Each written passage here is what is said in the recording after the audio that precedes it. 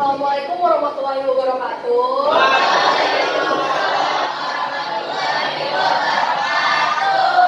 Halo teman-teman. Di sini perkenalkan, aku Tiara Dewa Sabila, biasa dipanggil Tiara. Aku mahasiswa semester 6 jurusan Ilmu Pemerintahan, Fakultas Ilmu Sosial dan Ilmu Politik di Universitas Sultan Agung Tirtayasa. Halo. Kalian ada yang tahu nggak sih Tirta di mana? Universitas Sultan Agung Tirtayasa di mana? Yang mana tuh Kak? Di mana tuh? Oh, kalian nggak tahu ya? Maaf ya, kampusnya nggak terkenal. Iya. Jadi Untirta itu ada di Serang, Banten. Kalian tahu kan Serang? Tahu. Menurut kalian jauh apa dekat?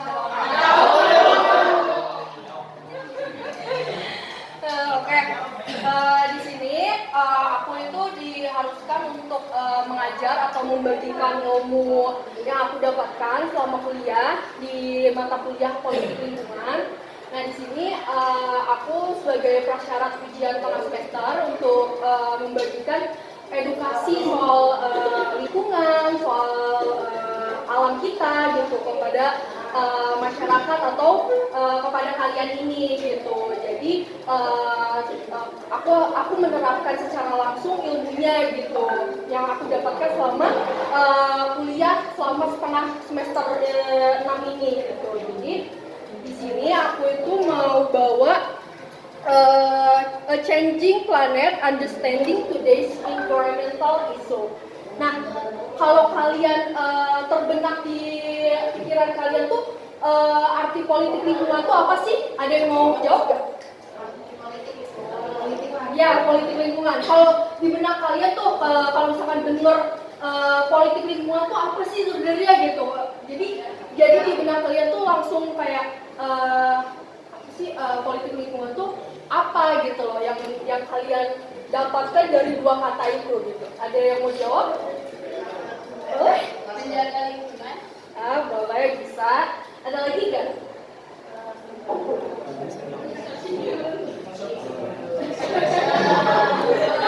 Ini aja kalau terbentarnya tuh di benak kalian tuh kalian dapat langsung tuh politik lingkungan tuh apa sih gitu. Kalian artiin aja secara dari dua kata itu. Menurut kalian tuh politik lingkungan itu apa? Boleh? Ya boleh, itu juga bisa. Yang lain? Ada yang mau jawab? Kenapa? Ya bisa juga. Ada lagi yang mau jawab?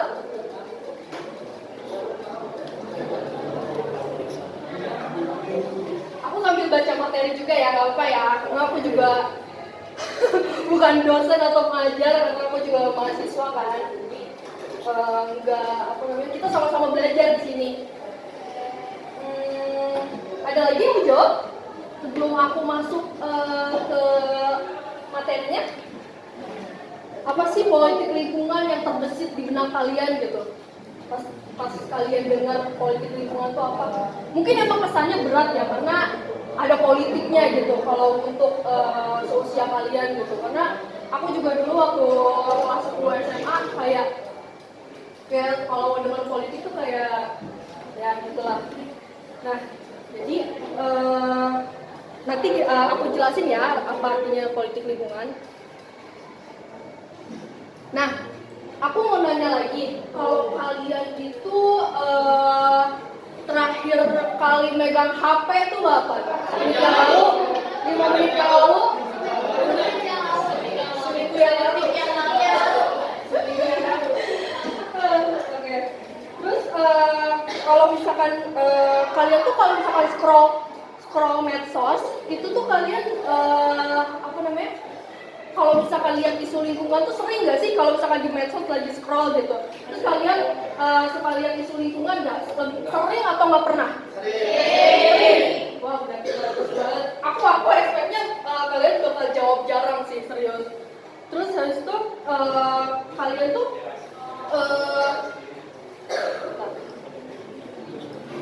nah terus Terus aku mau tanya juga, kalian tuh di medsos itu kalau scroll itu berapa jam sehari? Seharian. Serius? Seharian? Iya. Emang kalian udah sekolah? Kan ini sekolah? Oh iya. Rata-rata seharian setengah hari.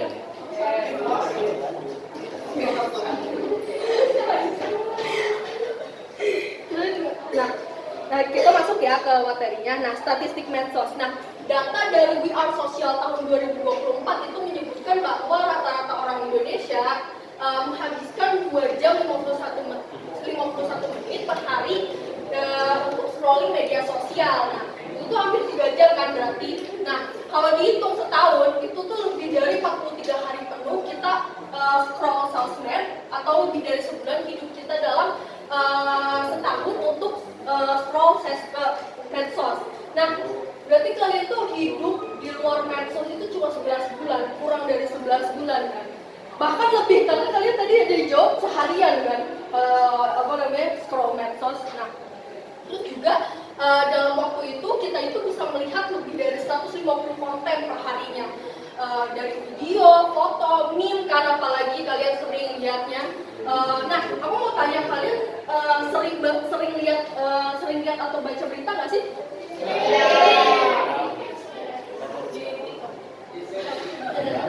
Kalau misalkan kayak kalian tuh kayak ya mungkin kalian sering lihat ya kalau misalkan lewat gitu kan. Tapi kalian pernah nggak baca beritanya itu kalian secara sadar itu untuk mencarinya gitu?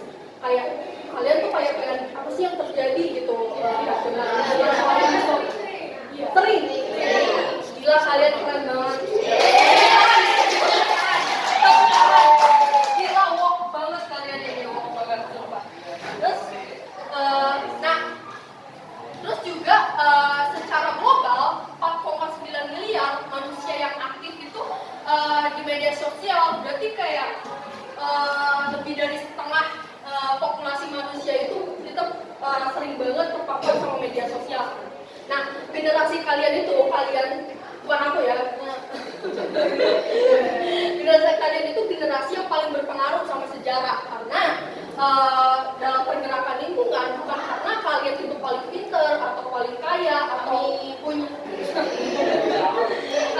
kalian punya privilege yang kalian punya sekarang, tapi karena kalian itu punya akses ke alat komunikasi yang kalian bilang seharian kalian pegang gitu kan, yang belum pernah ada sebelumnya pas zaman orang tua kita gitu. Terus juga dalam sejarah manusia, dan alat itu ada yang kalian pegang itu sekarang.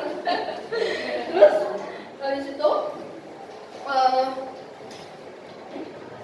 kita lanjut ya. Ini aku jelasin apa itu politik lingkungan.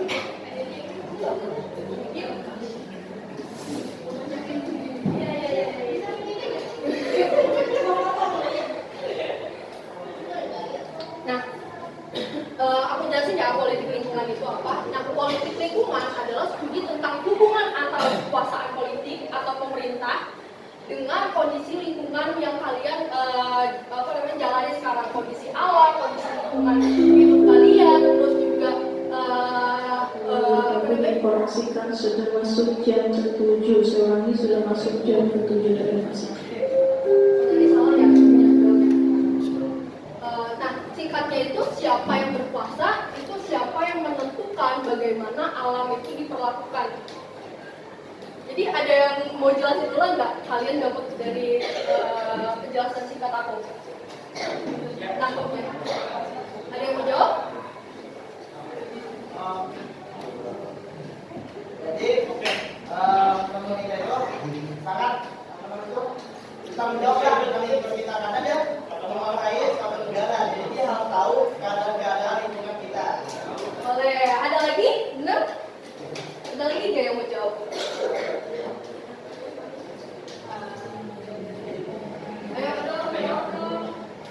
Ayo dong yang belum jawab tadi.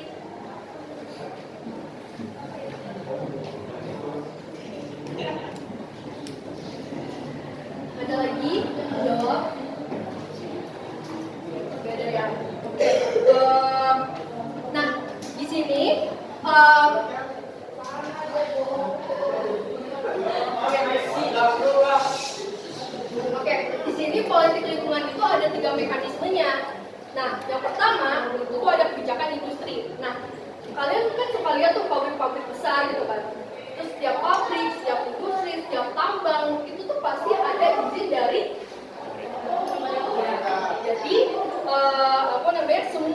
yang apa namanya yang pabrik keluarkan gitu, polusi udara, terus juga limbah-limbah yang bakal cemar sungai, itu tuh semua atas izin pemerintah. Itu sebagai masyarakat bisa apa?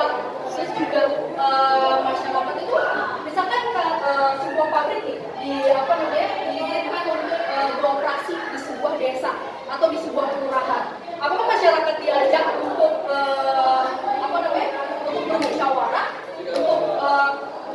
untuk apa namanya diajak berdiskusi untuk apa namanya pemerintah itu mengizinkan apakah pabrik itu boleh beroperasi apa tidak? Kalian pernah nggak misalkan kalian dengar kalau misalkan ada suatu apa namanya industri yang mau apa namanya yang mau beroperasi di lingkungan kalian, terus kalian diajak berdiskusi sebagai warga. Kalian pernah nggak dengar atau merasakan?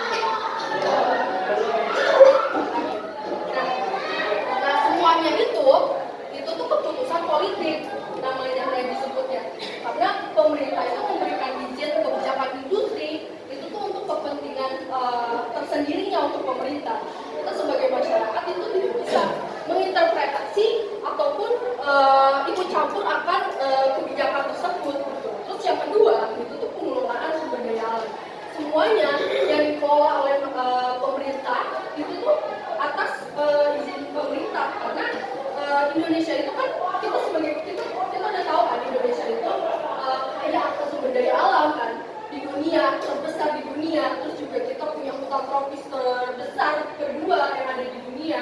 Terus garis pantai kita itu paling panjang keempat di dunia. Terus cadangan mineral kita juga terbanyak di dunia. Nah, tapi kekayaan itu tuh tidak dirasakan langsung kan sama kita. Nah, apa namanya? Karena pemerintahan itu apa namanya untuk menguntungkan mereka sendiri gitu, masuk ke kantong mereka sendiri karena tidak ada apa namanya proses yang transparansi, proses yang melibatkan masyarakat gitu. Terus yang ketiga hak partisipasi masyarakat. Kan kita sebagai kita tuh kalian tahu kan kalau kita negara demokrasi. Nah, kalau misalkan kita sebagai warga negara demokrasi, apa yang harus kita dapatkan? Apa hak kita dari pemerintah itu? Ada yang bisa jawab nggak? Poin ketiga. Ada yang mau jawab? Hak kita sebagai masyarakat di negara demokrasi itu apa? Ya, ada lagi? Apapun itu, hak kita sebagai masyarakat di negara demokrasi. Harus mendapatkan perlindungan hukum. Ya, ada lagi nggak?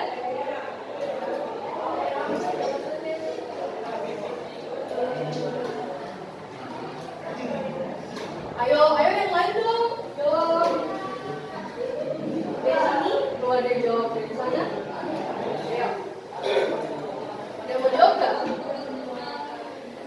Apa hak kita sebagai warga negara di negara demokrasi? Ada yang mau jawab?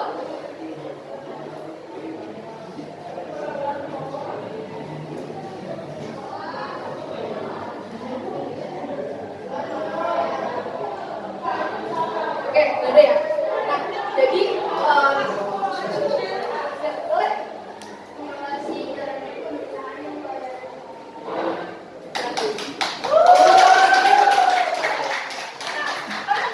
kan, kita tuh harus mengawasi. Tapi kalian pernah nggak diajak gitu sama lurah atau apa untuk ke forum-forum resmi untuk kayak apa sih yang masyarakat kita kan kelurahan ya karena kita kan kota.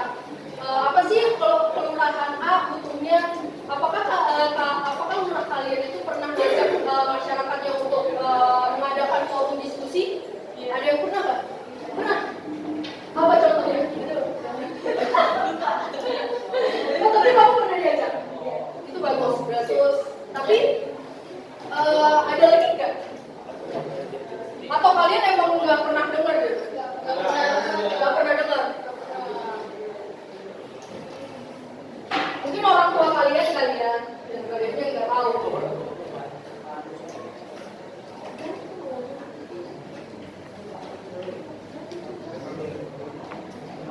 Nah, yang selanjutnya itu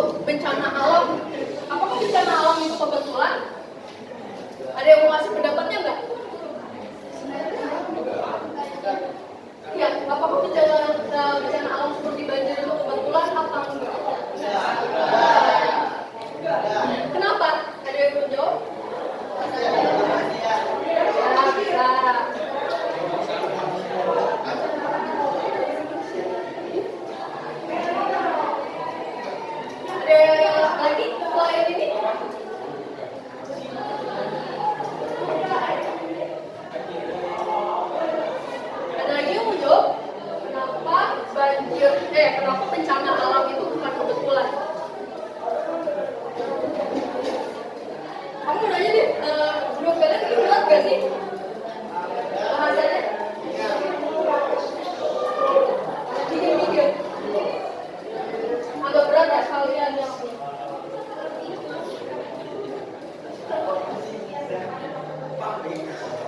enggak apa-apa, keluarin aja. Loh, aku gak bakal ngajak karena kita ini sama belajar kan. Gak ada yang benar, gak ada yang salah kalau di rumpun ilmu sosial. Ayo, ada yang mau jawab?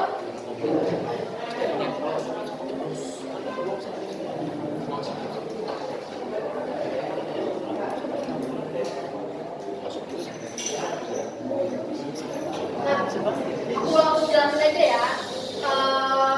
Kebakaran hutan. Nah, sebagian besar kebakaran yang terjadi di lahan gambut yang sudah dibuka untuk perkebunan sawit, kalian tahu kan ya? Dan juga HTI, terus HTI itu hutan tanaman industri. Nah, kalian tahu gambut gak sih yang kering itu? Kan itu biasanya dibakar kan ya? Nah, gambut itu dibakar karena membakar adalah cara paling murah untuk membersihkan lahan kan.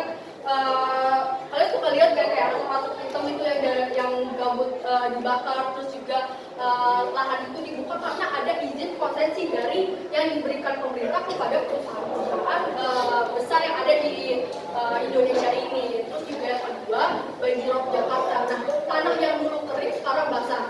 Itu tuh adalah keputusan politik. Kenapa? Karena selama puluhan tahun pengambilan air tanah secara masif itu dibiarkan oleh industri, terus oleh hotel, oleh gedung bertingkat, gedung pencakar langit yang ada di Jakarta. Nah, jadinya air tanah itu yang tersedot itu membuat tanah Jakarta itu ambles. Kalian pernah dengar nggak kalau Jakarta itu bakal tenggelam di tahun 2050? Kan? Nah, itu tuh jadi beberapa titik yang ada di Jakarta itu sudah turun lebih dari 4 meter. Dan itu mungkin bisa aja terjadi di tahun 2050 Jakarta akan tenggelam karena tidak ada tanah resapan air menyerap ke dalam tanah gitu. Terus juga gedung-gedung pencakar langit yang banyak sekali. Kalian tuh kalau di Jakarta lihat ya di kanan kiri, depan belakang atas bawah, maksudnya di atas itu kan banyak gedung-gedung pencakar langit kan. Nah, terus juga yang ketiga, polusi udara. Nah, kan kalian tahu kan Jakarta, Bekasi itu tuh masuk kota yang polusi udaranya itu udah parah banget kan. Terus bahkan Jakarta itu aku pernah dengar di kedua di dunia udara kedua terkotor di dunia. Nah, terus juga yang Jakarta itu bisa mengalahkan Beijing, bahkan juga mengalahkan Mumbai. Kalian tahu kan Mumbai di mana? Di India.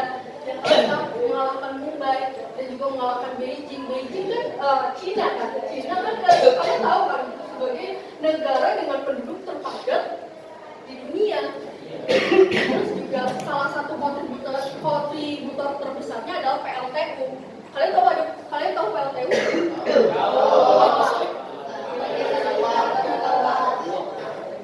Nah, yang beroperasi di sekitar Jakarta, di Banten, di Jawa Barat. Terus juga yang keempat ada tambang ilegal. Nah, kalian tahu kan kita tuh kaya akan sumber daya alam kan. Jadi banyak banget titik-titik di Indonesia tambang-tambang gitu. Bahkan nggak semua tambang yang ada di Indonesia itu berizinkan legal gitu. Seperti di Kalimantan, Sulawesi, Papua, Bangka Belitung. Nah, tambang-tambang ini tuh merusak daerah aliran sungai.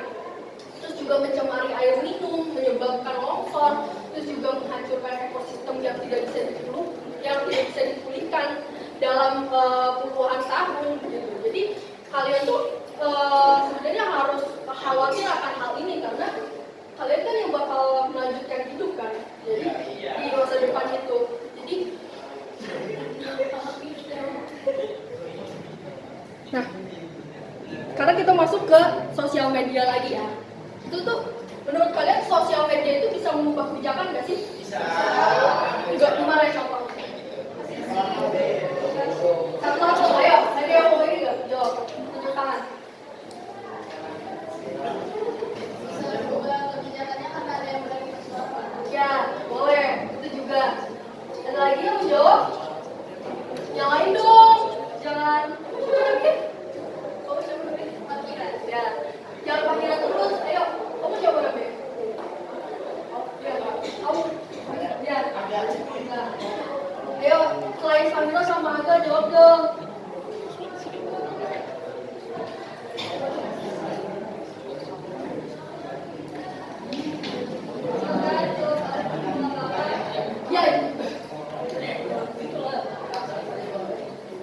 Ayo, ada yang mau jawab nggak?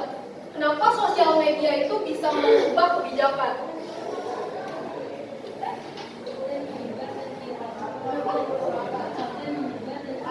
Ya, bisa. Ada lagi? Ya, bisa juga. Ada lagi nggak yang mau jawab?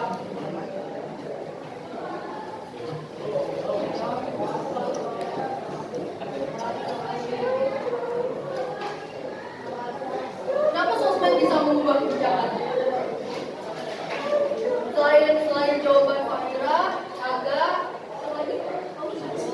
Hah? Ada lagi yang mau jawab?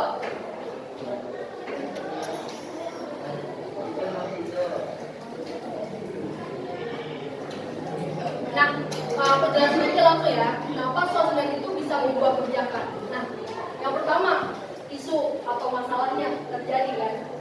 Terus, yang selanjutnya, ada yang berani bersuara. Satu orang bersuara. Terus, misalkan dia, fitur IG yang bisa di-sharing barang-barang itu. Ya, itu, pokoknya itu. Nah, ada yang berani bersuara, terus dia pakai itu kan, misalkan pakai fitur IG yang bisa di-sharing sama orang itu. Terus konten yang menyebar dan juga viral, ya kan? Terus juga media mainstream kayak misalkan liputan atau channel-channel berita itu kan memunculkan berita tersebut. Terus juga tekanan publiknya makin mengeras kan kalau misalkan media-media terkenal gitu, misalkan BCC itu bersuara, kan jadinya pemerintah itu terpaksa untuk bereaksi kan, karena kan tekanan dari publik, tekanan dari masyarakat, tekanan dari kita gitu. Nah, contohnya yang terjadi yang benar-benar berhasil kampanye #bersihkan-Indonesia yang dimulai dari koalisi masyarakat sipil. Kalian ada yang tahu nggak masyarakat sipil itu siapa? Terus juga warga yang muak dengan polusi udara Jakarta. Terus juga kampanye itu mendorong gugatan hukum terhadap pemerintah soal kelalaian untuk menjaga kualitas udara. Dan pada tahun 2021 Pengadilan Negeri Jakarta Pusat itu mengabulkan gugatan itu yang menyatakan pemerintah. Terus ini pertama kali dalam sejarah Indonesia pemerintah itu dihukum secara hukum atas kerusakan udara. Jadi #bersihkan Indonesia ini sejauh ini tuh yang terbaru ya, yang didengarkan oleh pihak pengadilan gitu untuk ini tuh salah dan harus dihukum gitu. Jadi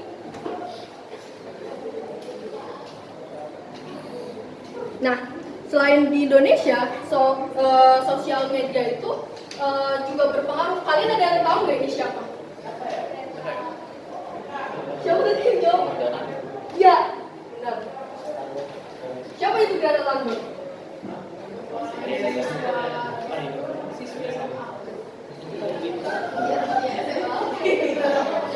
Iya, dia sudah di SMA. Tapi kalian tahu nggak dia itu siapa? Tokoh apa? Nah, bukan hanya di Indonesia, tapi di tingkat global, gerakan contoh kayak tadi Bersihkan Indonesia itu gerakan Fridays for Future yang dipimpin Greta Thunberg yang dimulai dari seorang siswa SMA. Greta Thunberg saat itu masih SMA ya, sekarang dia seumuran aku. Terus dalam 2 tahun gerakan itu menyebar ke 150 negara secara global hanya karena dia itu bersuara di Instagram. Seorang anak SMA, seumuran kalian Greta Thunberg saat itu, dia bersuara di media sosial dan menggerakkan lebih dari 7 juta orang dan juga memaksa pemimpin dunia untuk angkat bicara soal krisis iklim di forum-forum internasional. Dan dia berhasil melakukan itu. Satu anak SMA, kalian itu bisa merubah. Sebenarnya kalian itu generasi yang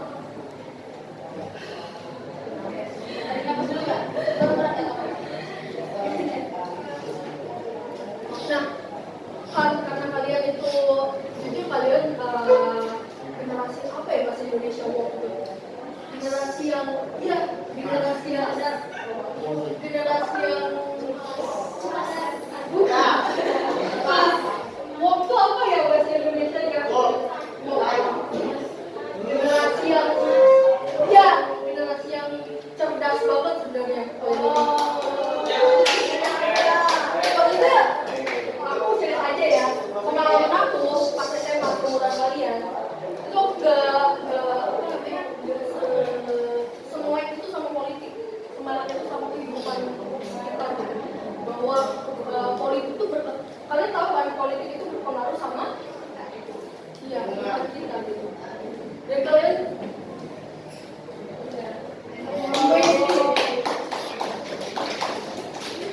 maksudnya kita lagi aja sorry. Maksudnya kalian itu sebagai generasi penerus bangsa gitu kan. Kalian keren banget udah berani berani buka mata mulai dengan politik itu keren banget karena siapa lagi gitu selain kita yang bisa bisa nangis siapa lagi yang bisa mengubah negara kita lebih baik gitu selain kalian. Kalian juga maksudnya apa sih? Gen Z apa? Gen Z.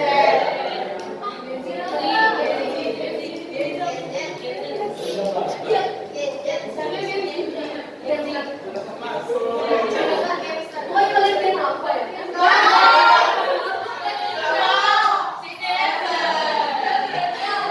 Emang kalian bukan gen apa? Gen apa mah SMP kak? Iya SMP. Lagi gen apa tuh? 2010 kan?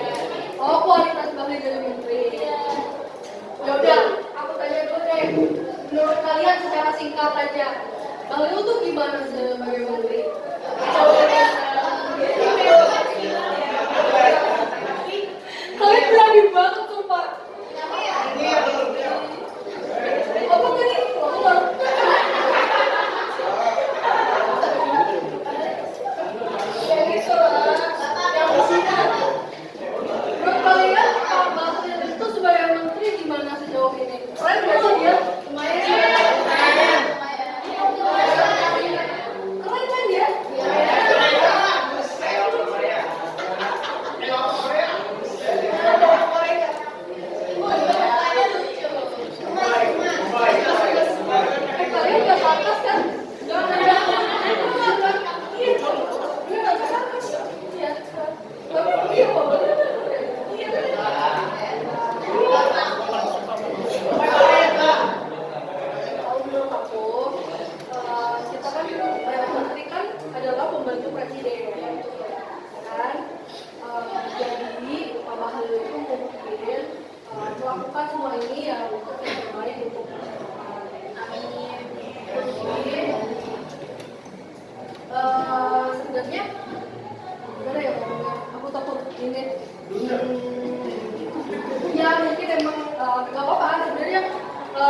semua manusia kan ada salahnya gitu kan, pasti ada betul-betulnya. Kita manusia bukan nabi. Terus udah ya.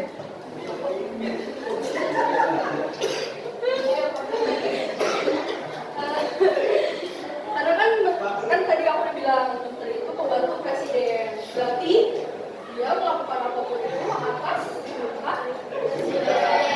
Sekarang kalau menurut kalian perlu gitu.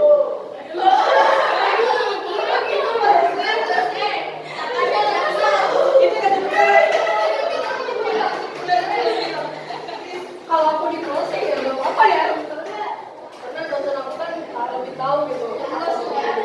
Tapi aku takut salah ngomong dan kalian malah kemakan omongan aku. Jangan keluar mentah-mentah ya. Kalian harus cari ya, disaring, bukan cuma disaring apa yang ngomong. Menurut aku, nah, yuk panggil Prabowo ya.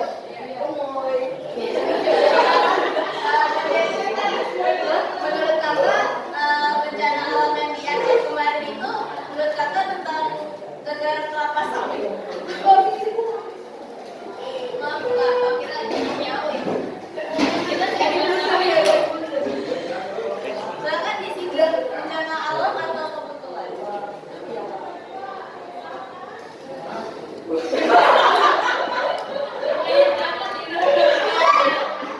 Ada pertanyaannya nggak ada yang lebih ini apa ya?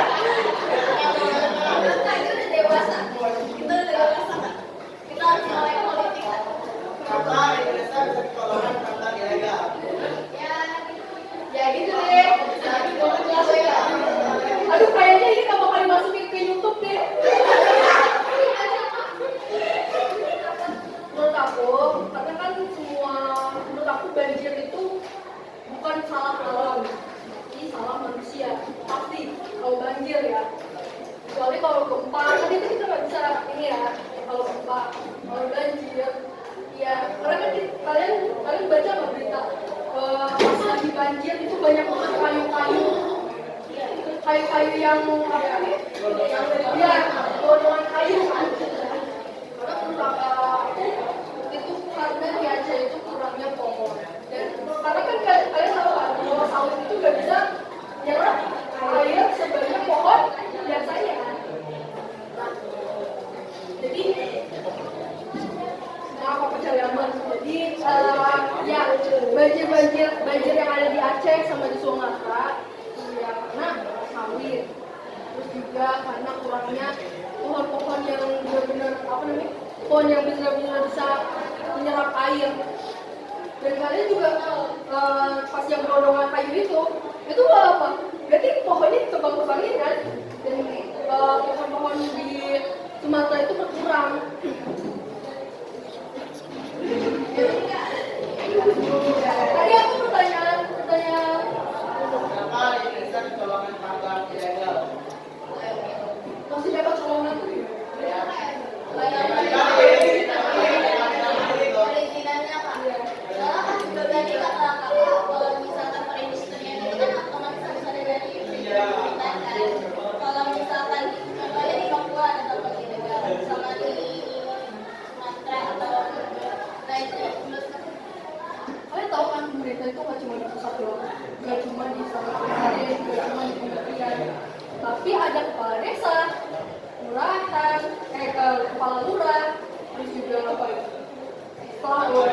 Camat, ya kan?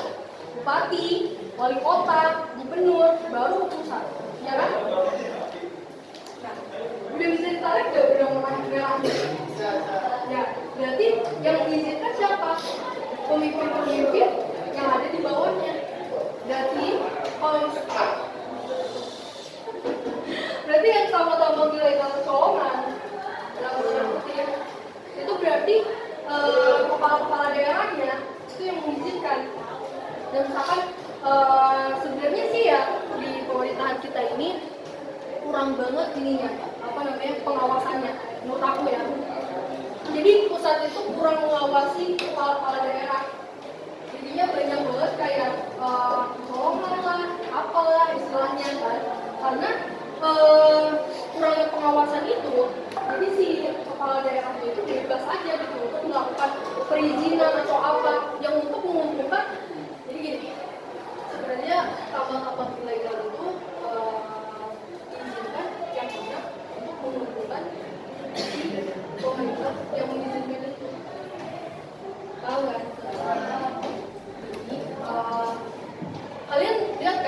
Papua itu kaya banget akan sumber daya alam, kaya banget.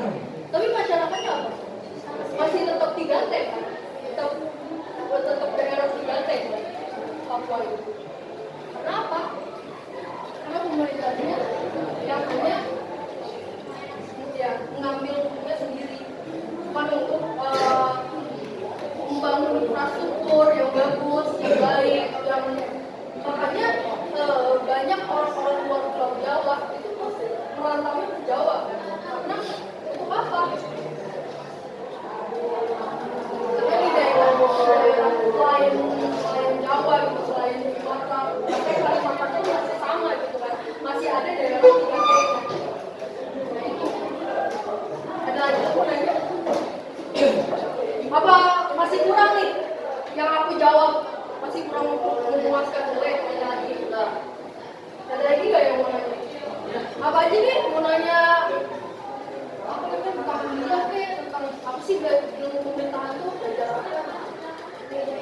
Belajar apa?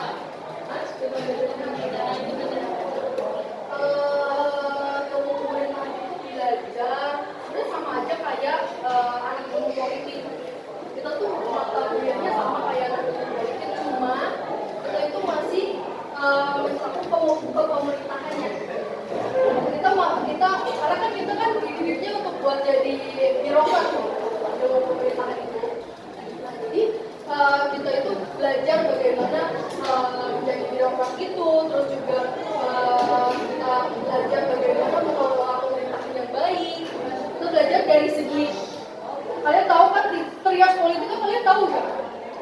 Trias politika. Ada yang bisa nyebutin trias politika? Oh kalian tahu ya?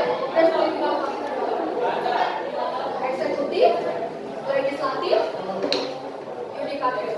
Nah, jadi kalau di ilmu pemerintahan itu belajar dari segi eksekutifnya, dari segi legislatifnya, dari segi yudikatifnya. Jadi itu semua, jadi anak-anak ilmu pemerintahan itu bisa ke kita itu kerjanya nanti. Terus juga kita belajar politik luar negeri juga, apa yang terjadi di dunia. Pokoknya pemerintahan itu, pemerintahan iya, politik iya, geopolitik. Kalian tahu geopolitik nggak? Ya, jadi politik luar negeri juga kita belajar. Ada pokoknya perang Iran, perang Amerika, Israel, kita juga belajar ilmu pemerintahan. Ada lagi nggak? Susah nggak belajar?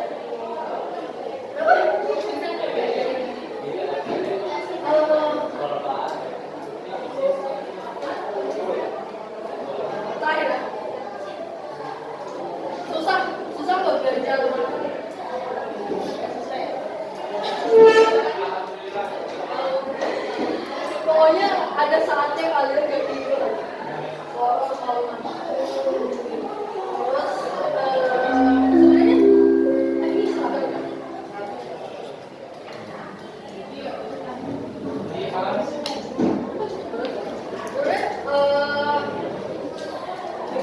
Susah sih, karena kita tuh bukan belajar rumus gitu loh, tapi kita lebih belajar masyarakatnya. Kalian bakal sering banget turun ke lapangan kalau jadi anak muda. Turun ke lapangan itu maksudnya ke masyarakat, pengabdian. Kalian melakukan pengabdian, terus kalian turun ke instansi pemerintah. Kita lihat, kita menganalisis apa yang ada di pemerintahan gitu. Oh, kalian pada mau masuk jurusan apa sih nanti kuliah? Oh, kalian mau anak IPA? Anak IPA semua? IPS? IPS? Yang IPS yang mau jadi mau kemana?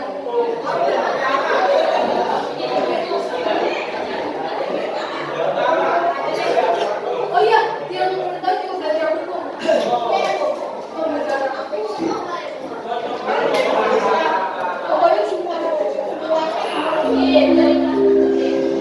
bahkan ini lingkungan aja kita belajar. Menginformasikan bahwa sudah masuk waktu istirahat. Terima kasih. Boleh ya. Makasih teman-teman udah dengerin aku.